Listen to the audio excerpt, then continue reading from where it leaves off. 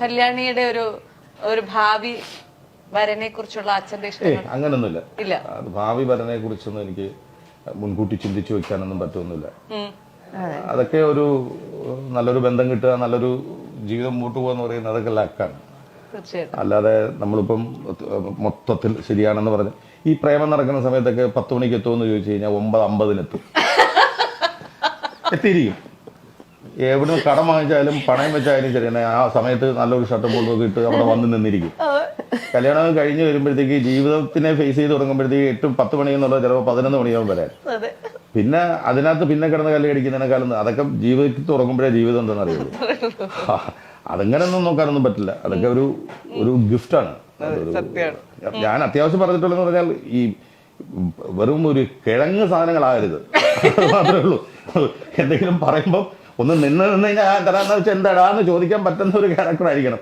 അല്ലാതെ എന്ത് ചോദിച്ചാലും ചിലതുണ്ടല്ലോ ഞാൻ ഇരിക്കുന്നത് ആ സൈസ് ആവരുത്, ആണായിരിക്കണം എന്ന് പറഞ്ഞിട്ടുണ്ട്. ചേച്ചിക്ക് എന്തൊക്കെയോ പറയണമെന്നുണ്ട് ചേച്ചി, ഇങ്ങനെ കടിച്ചു പിടിക്കും. അല്ലല്ല, ഇതെങ്ങനെ കേക്കണതല്ലേ എപ്പോഴോ അറിയാവുന്നതല്ലേ. അതുകൊണ്ട് വീട്ടിൽ താരതമ്യേന പിശുക്കുള്ളത് ആർക്കാണ്?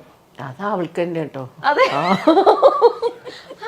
എന്നെ ശരിയൊക്കെ പറഞ്ഞ ഭയങ്കര വളരെ സൂക്ഷിച്ച്. അവളൊരു ഫുഡ് ഓർഡർ ചെയ്യണമെങ്കിൽ തന്നെ എടുത്തു വെച്ചിട്ട് ഇത് 650 രൂപ.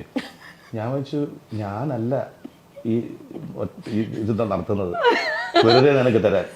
എന്നാ ഒരു മിനിറ്റ് വെച്ചാ ഇതിന് വേറെ എന്തെങ്കിലും ഇതുണ്ടോ നോക്കട്ടെ. അത് നോക്കി ഇത് നോക്കി അവസാനം അതിനകത്തുനിന്ന് 5 രൂപ കുറഞ്ഞാലും ശരി ആ കുറഞ്ഞതിനകത്ത് ജയിക്കും.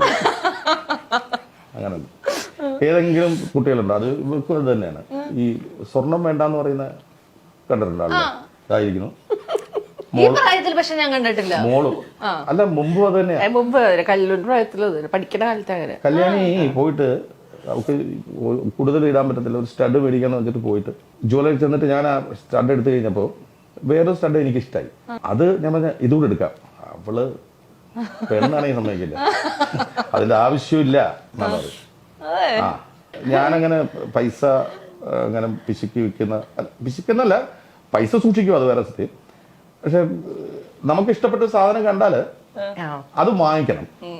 അല്ലാതെ അതിനെ പിടിച്ച് ഇങ്ങനെ നോക്കിയിട്ട് അയ്യോ എന്ന് മടക്കി വെച്ച് കഴിഞ്ഞാൽ അതിന്റെ ത്രില്ല് പോയി. അതിന്റെ ഷോപ്പിങ്ങിനൊന്നും കൊണ്ടുപോകാൻ പറ്റില്ല.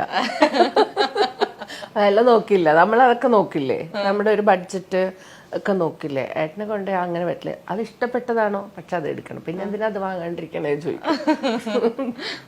അനക്കെന്തിന്റെ കേടാന്ന് പറയുന്ന സിനിമ അഭിനയിക്കാം എന്നുള്ള തീരുമാനം വീട്ടിൽ കോമൺ ആയി എടുത്തതാണോ, അതോ കഥ കേട്ട് നമ്മൾ എന്റെ അടുത്ത് വന്ന് ഡയറക്ടർ വന്ന് കഥ പറഞ്ഞു കഴിഞ്ഞപ്പോ കഥാപാത്രം നല്ലതാണ്, അങ്ങനെ ചെയ്തതാണ്. ബിന്ദു അഭിനയിക്കാൻ വന്നത് വളരെ യാദൃശ്ചികമായിട്ടാണ് മനസ്സിലായത്.